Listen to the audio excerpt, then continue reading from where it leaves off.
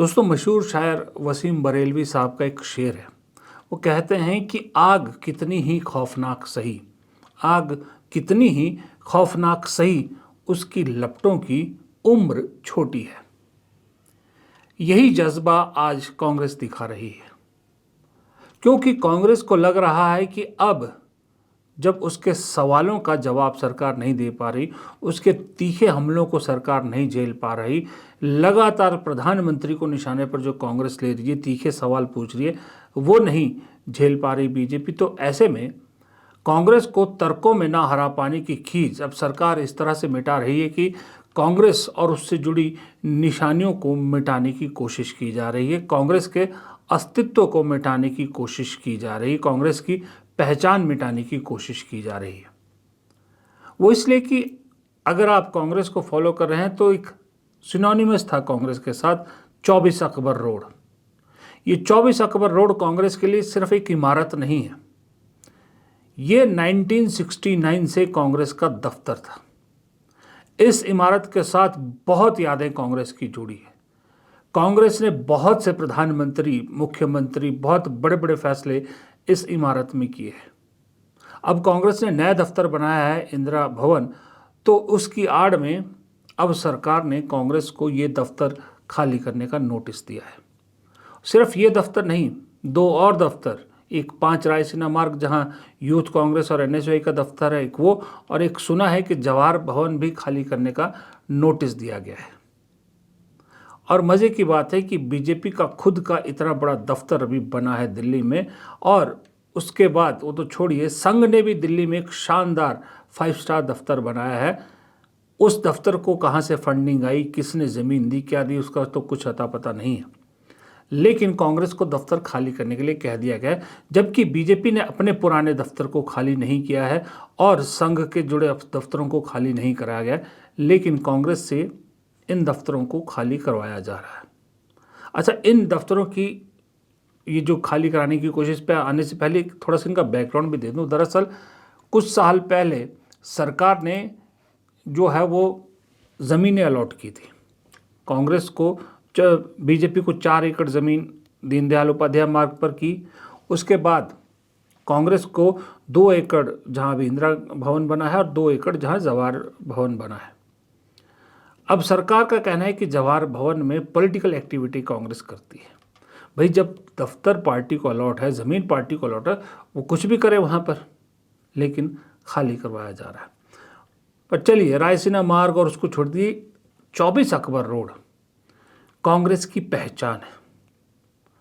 या तो आपने अपना दफ्तर भी खाली किया होता और दफ्तरों को खाली कराया होता तो समझ में आता, लेकिन सिर्फ कांग्रेस के हेडक्वार्टर को, जो अभी भी ऑपरेटिव है, जहां पर अभी भी बहुत कुछ होता है, उसको खाली कराने की कोशिश कांग्रेस सीधा सीधा ये देख रही है कि कांग्रेस को अस्तित्व को मिटाने की कोशिश की जा रही है। और कांग्रेस डरी घबराई नज़र नहीं आ रही, बल्कि इस जज्बे को इस रूप में ले रही है, इस सरकार के इस फैसले को, कि जब वक्त उनका आएगा तो हिसाब तो वो भी पूरा लेगी। विपक्ष का मुंह बंद किया जाए ताकि ये मुद्दे न उठा पाए, ताकि सवाल न पूछ पाए, ताकि जनता की समस्याएं प्रेस कॉन्फ्रेंस न कर पाए, विरोध न कर पाए, जैसा कि हमारे यूथ कांग्रेस ने किया। ये सारे विरोध का एक तरीका होता है।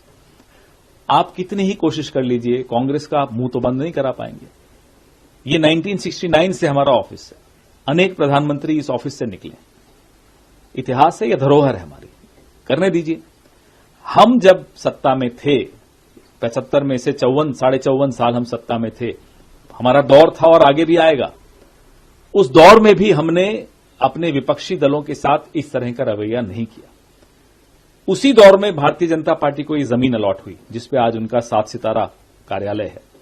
अब उन्होंने उसके सामने, उसके अगल बगल में कई चीजें ले ली हैं, वो अलग बात है। एक विस्तार नाम का ऑफिस भी चल रहा है उनके सामने, और इस 7 सितारा ऑफिस के बेसमेंट में क्या क्या होता है वो भी हम किसी दिन खुलासा करेंगे।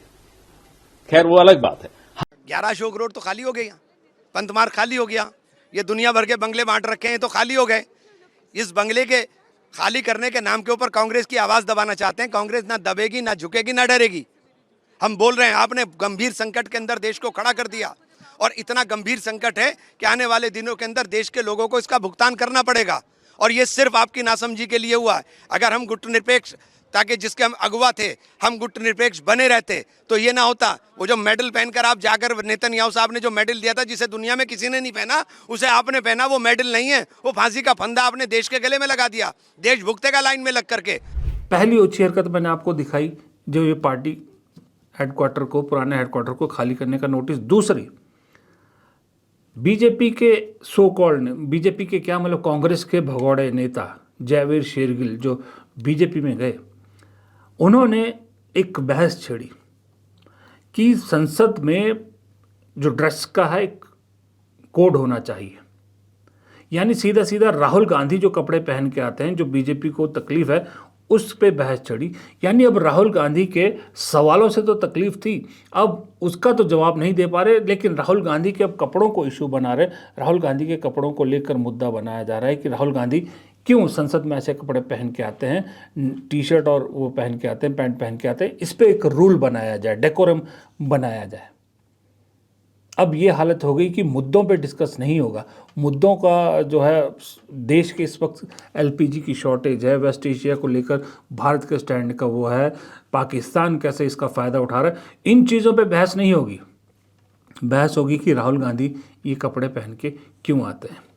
इस पर मीडिया ने फोकस आज सारा दिन रखा। ये स्टैंडर्ड इस वक्त देश की सत्ताधारी पार्टी की राजनीति का हो गया। अब आइए सर्वदलीय बैठक में। सर्वदलीय बैठक में राहुल गांधी नहीं जा रहे, ये सुबह से मीडिया ने चलाए रखा। लेकिन पिछली बार जब सर्वदलीय बैठक हुई थी कश्मीर को लेकर, पहलगाम को लेकर, तब प्रधानमंत्री उस बैठक में नहीं आए थे, तब इस मीडिया ने चूं तक नहीं बोला था। लेकिन आज की बैठक के लिए राहुल गांधी ने कल कह दिया था कि वो केरल जा रहे हैं, हालांकि वो नहीं गए क्योंकि सोनिया गांधी की तबीयत खराब हो गई थी। उसे आज मीडिया सारा दिन चलाता रहा, जबकि हमको और उन मीडिया, गोदी मीडिया को समझ में आ रहा है कि ये सब नौटंकी है। नौटंकी इसलिए है कि अब सरकार फंस चुकी है। ये वेस्ट एशिया के मुद्दे को लेकर सरकार घिर चुकी है, बुरी तरह से फंस चुकी है। प्रधानमंत्री सदन में देश को आगाह कर चुके हैं कि स्थितियों के लिए तैयार रही है। अब ऐसे में अब गले में मरा हुआ सांप पूरे जो है विपक्षी पार्टियों और सब के गले में डालने की कोशिश की जा रही है। जब सांप जिंदा था तब किसी को नहीं पूछा था, अब वो मर चुका है सांप, अब कह रहे हैं कि चलिए आप भी हमारे साथ इसका बोझ ढोइए। इसलिए सर्वदलीय बैठक की ये सारी नौटंकी हुई है, क्योंकि चीज़ें अब हाथ से निकल चुकी है। सीधा सीधा इसका तो मतलब यही है। इस बात पे गोदी मीडिया कोई सवाल नहीं उठा रही। सवाल क्या है कि राहुल गांधी बैठक में क्यों नहीं आ रहे। सवाल पूछते हैं राहुल गांधी, लेकिन बैठक में नहीं आते। खैर, अब इसमें गोदी मीडिया की भी गलती नहीं, मैं आपको सही बताऊं, क्योंकि गोदी मीडिया जानती है कि ये जो कांग्रेसी हैं इनका कोई स्टैंडर्ड नहीं है, ये थाली के बैंगन हैं। ये आज भी मीडिया के मुंह से नहीं निकल पा रहे। मैं आपको एक उदाहरण दिखाता हूं। ये एक वीडियो देखिए, ये 2 दिन पुराना वीडियो है, जहां कांग्रेस के जो प्रवक्ता है अजय उपाध्याय, वो चित्रा त्रिपाठी के शो से निकले, शो छोड़कर गए, और चित्रा त्रिपाठी ने कहा थैंक यू, उनके जाने को बहुत अच्छा कदम बताया कि शो छोड़ के जा रहे हैं। क्योंकि उस शो में जो पब्लिक के नाम पे बिठाए गए थे लोग, वो सब बीजेपी के कार्यकर्ता थे। अजय उपाध्याय को ये चीज़ अच्छी नहीं लगी, उन्होंने शो छोड़ दिया। लेकिन 2 दिन बाद देखिए, अभिषेक मनु सिंघवी कांग्रेस के नेता, वो एक डिनर देते हैं। उस डिनर में राहुल गांधी भी मौजूद होते हैं, मल्लिकार्जुन खड़गे भी मौजूद होते हैं, कांग्रेस की और लीडरशिप भी मौजूद होती है। वहाँ पर इन्हीं गोदी एंकरों को बुलाया जाता है, जिसमें चित्रा त्रिपाठी भी है। और देखिए, वही अजय उपाध्याय, वही आलोक शर्मा चित्रा त्रिपाठी के साथ फोटो ऐसे खिंचवा रहे हैं जैसे मान लो कि चित्रा त्रिपाठी कोई बहुत बड़ी शख्सियत हैं या बहुत बड़ी कुछ पर्सनैलिटी हैं, नेता हैं। पीछे नेता बैठा है राहुल गांधी इनका। शो में खूब ये लोग क्लियरली राहुल गांधी की, कोई ऐसा एंकर नहीं है इस देश में जिसने राहुल गांधी पे फब्तियां ना कसी हो, राहुल गांधी की बेइज्जती ना की हो। कोई ऐसा एंकर नहीं है जिसने कांग्रेस के प्रवक्ताओं को बेइज्जत करने का कोई मौका छोड़ा हो। उसके बावजूद यही कांग्रेस के नेता इन्हीं जर्नलिस्टों को, जर्नलिस्ट तो है ही नहीं खैर, इन्हीं गोदी एंकरों को डिनर पे भी बुलाते हैं। अपने यहाँ पर दावतों पे बुलाते हैं, फंक्शन पे बुलाते हैं, और यही कांग्रेसी प्रवक्ता नेता इनके साथ फ़ोटो खिंचवाने से लाइन में लग जाते हैं, इनके साथ फ़ोटो खिंचवाने के लिए।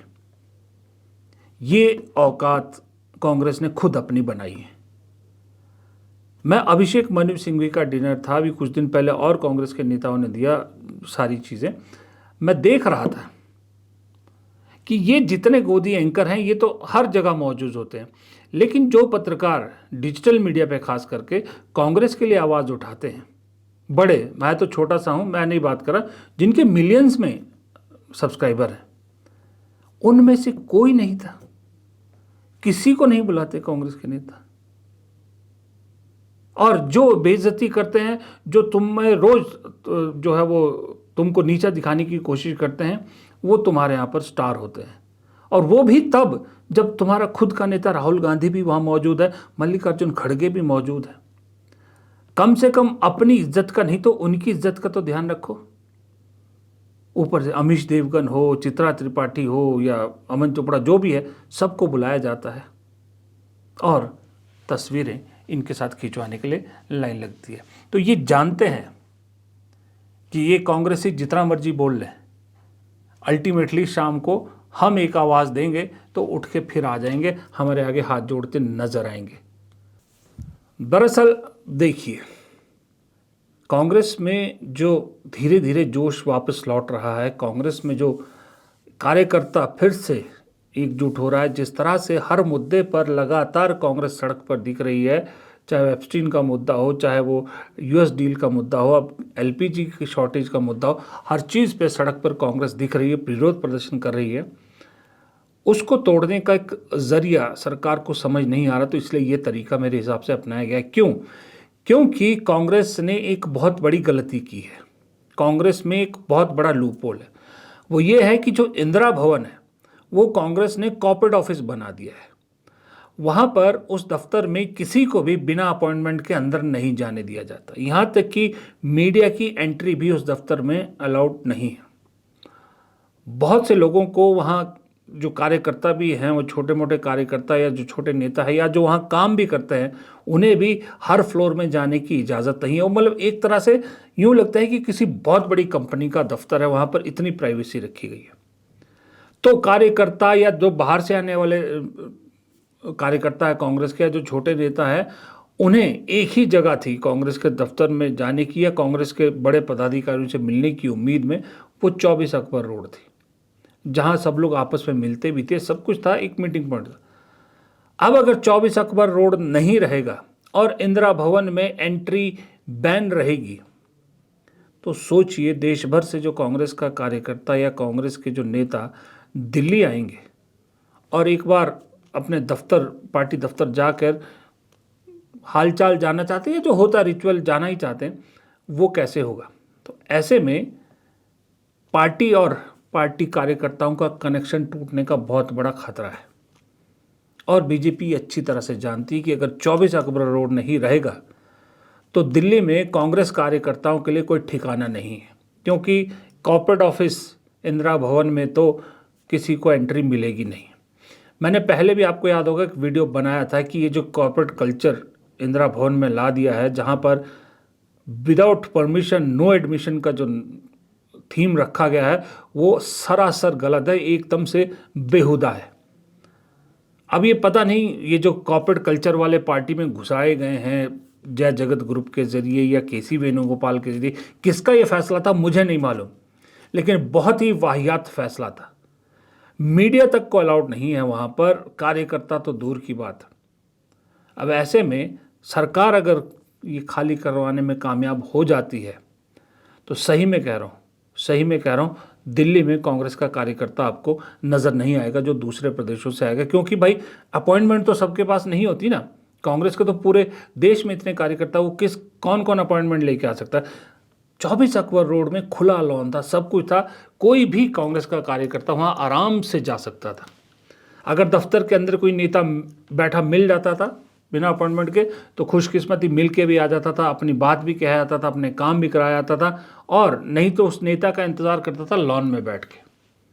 उस लॉन में बहुत कुछ, कांग्रेस ने बहुत सारे फंक्शन देखे हैं, बहुत कुछ देखा है। अब ये सब नहीं दिखाई देगा।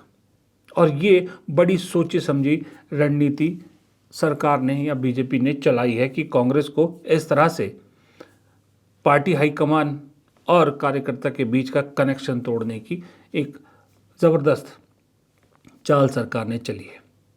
दूसरी तरफ आज आपको मालूम है सर्वदलीय बैठक हो रही है वेस्ट एशिया मुद्दे को लेकर।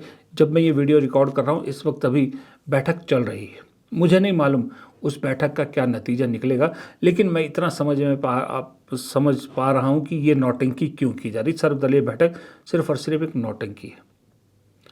उस नौटंकी पे आने से पहले एक और कांग्रेस की ही बात करूँ मुद्दे की। आज देखिए ये सारी चीज़ें मैंने आपको शुरू में डर वाला शेयर सुनाया ना, उससे रिलेटेड है कि और खौफ कितना हो गया है कि जब आप सवालों से घिर जाते हो, किसी के तर्क का जवाब नहीं दे पाते, आप किसी के सवाल का जवाब नहीं दे पाते, आपके पास जवाब नहीं होता, तो आप क्या करते हो?